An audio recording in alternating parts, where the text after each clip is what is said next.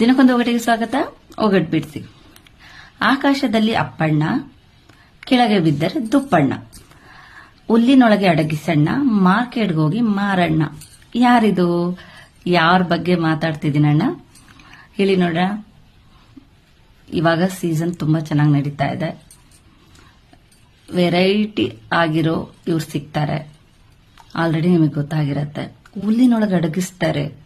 Natural ಆಗಿ ಸ್ವಾಭಾವಿಕವಾಗಿ ಹಣ್ಣಾಗ್ಬೇಕಂದ್ರೆ ಅದನ್ನ ಹುಲ್ಲೊಳಗೆ ಅಡಗಿಸಿದ್ರೆ ಬೇಗ ಹಣ್ಣಾಗತ್ತೆ. ಇವಾಗ ಕೆಮಿಕಲ್ಸ್ ಎಲ್ಲ ಹಾಕಿ ಮಾಡ್ತಾ ಇದ್ದಾರೆ, ಅದು ಒಳ್ಳೇದಲ್ಲ. ಗೊತ್ತಾಯ್ತಲ್ಲ ಯಾರಂತ? ನಮ್ಮ ಹಣ್ಣಿನ ರಾಜ, ಇವಾಗ ಕಿಂಗ್ ಆಫ್ ದ ಸೀಸನ್ ಅಂತಾನೆ ಕರಿಬಹುದು.